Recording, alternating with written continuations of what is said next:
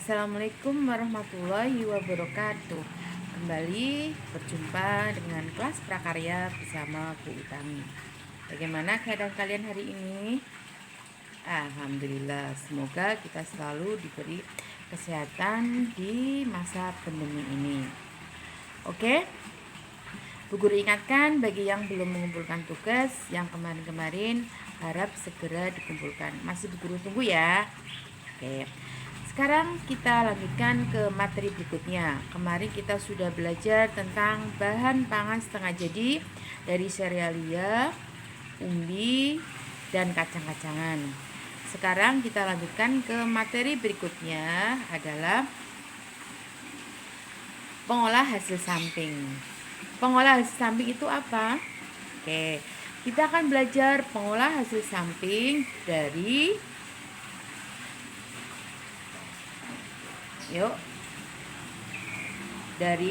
serealia, umbi, serealia tahu kan, umbi tahu kan, dan yang terakhir adalah dari kacang-kacangan. Oke, sebelum kita masuk belajar tentang bahan makanan tersebut, bagaimana kita bisa tahu bahwa bahan tersebut merupakan bahan pangan hasil samping. Oke, kita lihat dulu pengertiannya. Apa sih pengertian dari bahan pangan hasil samping?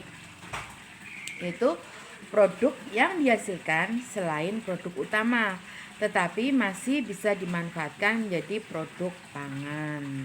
Nah, bagaimana kita tahu bahwa produk itu masih bisa dimanfaatkan atau tidak? Nanti kita lihat masing-masing produk masih bisa dimanfaatkan karena adanya kandungan gizi dari bahan-bahan tersebut. Jadi, walaupun bahan-bahan itu biasa dikatakan sebagai bahan sisa dalam tanda kutip bahan limbah, tetapi bahan tersebut masih bisa digunakan apabila kita tahu kandungannya. Oke, yang pertama adalah kita belajar tentang padi. Kalian tahu padi? Oke, padi. Padi, tanaman padi yang sebagai bahan utamanya adalah apa? Beras, ya kan? Beras. Nah, ketika kita memproses padi menjadi beras, kita mendapatkan bahan yang terpisah, ya. Jadi, ketika kita menyelip atau kita ke tempat rice mill, ya, kalau zaman dulu itu ditumbuk, dipisahkan antara kulit ari dan padinya. Nah, sekarang lebih canggih, ada namanya rice mill. Nah, pada saat pemrosesan dari rice mill dari padi tersebut, ada bahan yang tersisa atau terpisah, namanya adalah bekatul. Ya, ada yang tahu bekatul itu apa? Bekatul itu adalah sisa atau hasil samping dari produksi padi ke beras. Kalian tahu bekatul? Kalau di kita namanya dedak atau dedeknya. Ya, kita memang tidak lazim untuk menggunakan dedak sebagai bahan makanan, ya. Untuk makanan kita tidak lazim, karena di tempat kita yang namanya dedak itu adalah sebagai bahan untuk makanan ternak. Tetapi kenapa dedek di sini diambil sebagai contoh dari bahan makanan samping? Karena kita lihat kandungan gizinya. Apakah ada kandungan gizinya? Coba kita lihat kandungan gizi dari dedek. Kalian bisa lihat di layar, ada protein, mineral, lemak, karbohidrat, vitamin B kompleks, dan sebagainya. Ada serat juga, ada asam amino juga. Nah, kandungan-kandungan gizi itu jelas dibutuhkan oleh tubuh. Apalagi di masa seperti ini, kita harus selalu makan makanan yang bergizi. Tidak harus mahal, yang murah juga bisa bergizi. Oke, kita lanjutkan. Setelah kita tahu manfaatnya, setelah kita tahu kandungannya, otomatis kita akan bisa melihat manfaat terlihat dari dari kandungannya. Manfaatnya apa ya? Oke, kalian bisa lihat. Mengobati diabetes mellitus. Tahu kan diabetes mellitus itu apa? Penyakit kencing manis. Mudah-mudahan kita dijauhkan dari penyakit yang seperti itu. Kemudian anti hipertensi, kolesterol. Kemudian koroner itu jantung koroner dan asma. Jadi pekatul itu sangat-sangat bergizi ya, bisa, cuma di sini belum sangat lazim ya. Jadi ada beberapa daerah yang sudah menggunakan pekatul untuk makanan yang selanjutnya.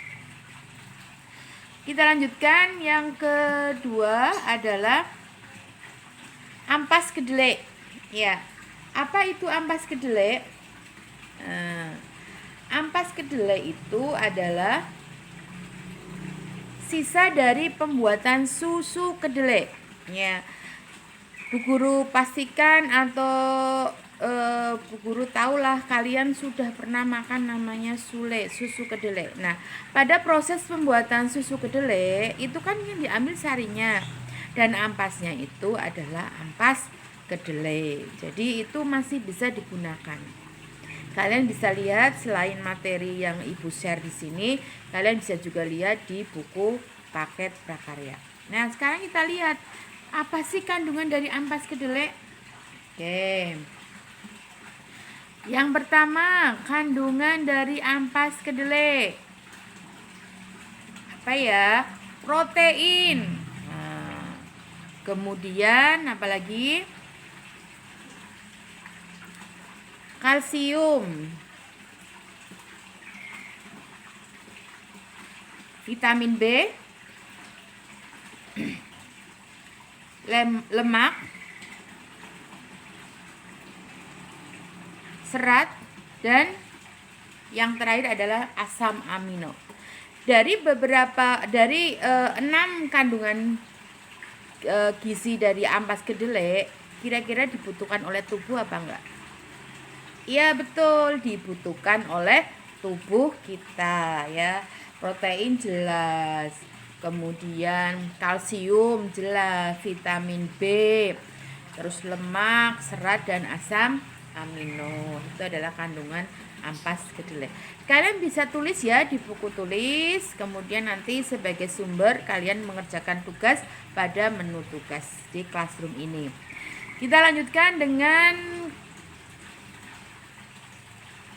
manfaat dari ampas kedelai.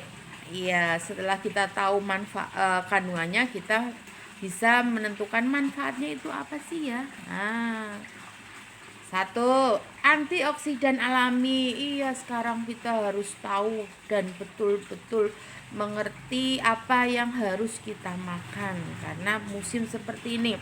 Selain corona, kemudian cikungunya, demam berdarah, dan sebagainya. Kemudian mencegah kanker, kemudian penyakit kardiovaskuler, ini kekurangan protein. Mencegah radikal bebas, ya kan, musim-musim seperti ini, dan menjaga sistem pencernaan serta kesehatan kulit. Itu adalah beberapa manfaat dari ampas kedelai. Nah, setelah kita tahu manfaatnya, kita berarti berani untuk makan hasil samping dari ampas kedelai. Kita lanjut. Ya, lanjutnya adalah kulit singkong. Kalian tahu kulit singkong? Kenapa kita ambil kulit singkong? Karena di daerah kita adalah banyak sekali orang yang memanfaatkan singkong. Hampir semua atau hampir banyak sekali lah yang memanfaatkan singkong di daerah kita menjadi makanan tradisional. Di Banyumas yang paling terkenal adalah di daerah Sukaraja, getuk goreng, itu kan memakai singkong. Ketika mereka berproduksi, otomatis kulit singkong itu sangat-sangat banyak. Belum getuk yang di daerah di pedesaan, getuk perah, getuk merah, kemudian ada gebral, ada sawut, dan sebagainya.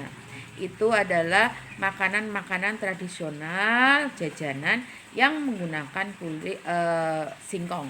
Nah, apakah kulit singkong ada kandungan vitaminnya? Coba kita lihat.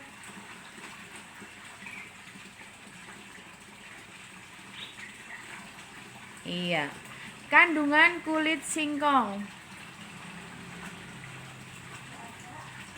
Oke, kandungan kulit singkong 1.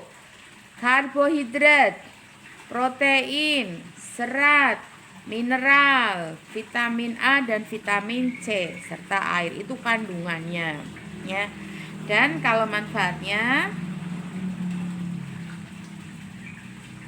meningkatkan kecerdasan otak anak, menurunkan kolesterol yang berlebih, menjaga kesehatan kulit, bioenergi, dan mencegah kanker payudara dan serviks. Berguna kan? Masih bermanfaat kan kulit singkong? Di daerah kita saja di Banyumas itu ada masyarakat yang sudah memakai kulit singkong untuk sayur, yaitu di daerah Kedung Banteng. Mereka membuat masakan atau sayur dari kulit singkong. Kita lanjut.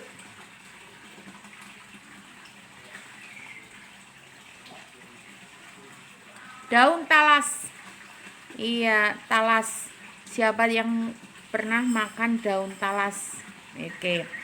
Daun talas ini bentuknya daun talas, ini gambarnya daun talas. Nah, biasanya daun talas digunakan sebagai makanan ikan ya, ikan gurame itu.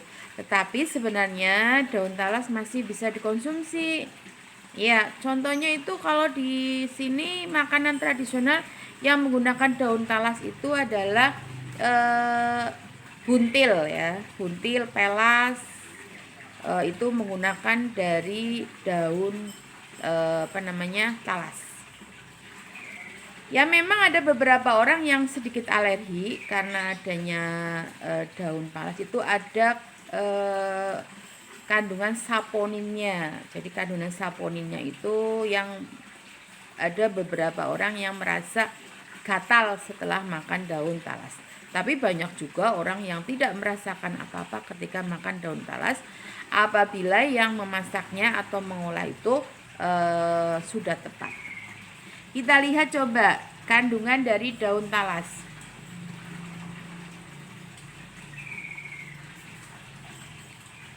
Yang pertama, mengandung protein. Ini berarti proteinnya dari nabati ya Mbak, Mas. Kemudian vitamin C, zat besi, dan mineral.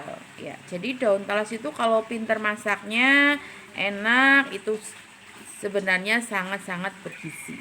Ya, sangat dibutuhkan oleh tubuh kita. Itu kandungan daun talas. Masih tetap semangat? Oke, kita lanjutkan adalah manfaat dari daun talas. Manfaatnya apa ya anak-anak? Ada yang sudah tahu?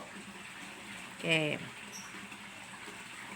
Yang pertama adalah mencegah kanker, tingkatkan kesehatan mata, menurunkan tekanan darah tinggi, memperkuat sistem kekebalan tubuh, imun itu, kemudian mencegah diabetes, membantu pencernaan, dan kurangi peradangan serta melindungi sistem saraf.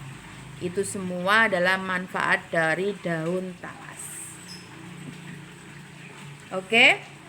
Apabila kalian kurang paham, walaupun Bu Guru mengeser materi ini, kalian bisa langsung join ke forum, langsung bertanya di situ. Oke, kita lanjutkan.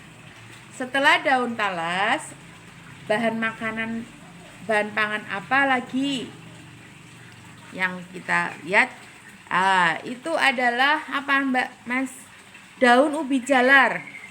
Daun ubi jalar itu biasanya orang mengatakan daun lontop, ya. Biasa dimasak dengan sebagai sambal pecel, ya, daun lontop. Daun ubi jalar. Ubi jalar tahu kan? Ubi jalar itu adalah, kalau istilah di sini adalah muntul. Apakah kandungannya dari ubi jalar? Oke, protein, serat, vitamin C dan zat besi hampir sama dengan kandungan daun talas. Jadi daun ubi jalar itu hampir sama atau kandungannya dengan daun talas. Sekarang manfaatnya. Nah, 1. Mengurangi kolesterol, melancarkan pencernaan, meningkatkan kesehatan jantung, memberi mineral yang cukup dan mencegah kanker, menjaga kesehatan kulit dan memperkuat pengembangan janin. Itu adalah untuk daun ubi jalar. Sekarang kita lanjutkan materi ke berikutnya adalah tokol jagung. Nah, ini tokol jagung. Tokol jagung itu kita dapatkan ketika kita mengambil jagung, kemudian kita sisir atau istilah dipipil itu, ya. Ketika kita akan membuat makanan setengah jadi jagung pipilan, itu kita pipil atau kita ambil bijinya, kan tersisa batangnya. Batang jagung yang di dalam atau yang di yang di buah jagungnya itu. Nah, kemudian itu yang dijadikan sebagai hasil samping. Bisa juga ketika kalian membuat bakwan jagung itu juga kan harus disisir kan jagungnya untuk mendapatkan biji. Oke. Kita lanjut. Apa sih kandungannya?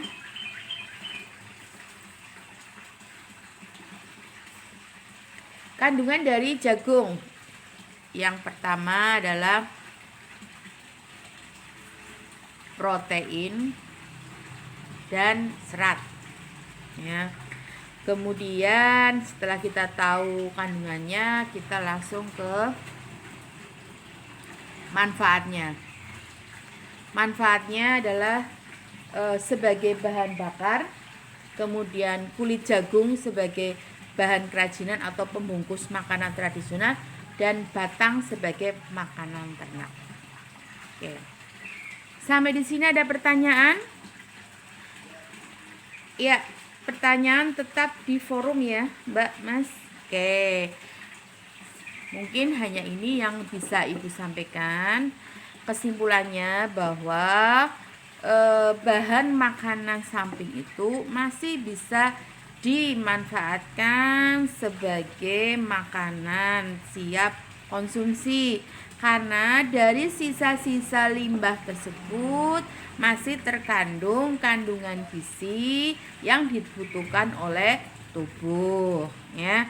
Cuma kadang-kadang memang kita belum terbiasa, tetapi kita nggak masalah kalau kita ingin mendapatkan gizi yang diperlukan oleh tubuh kita.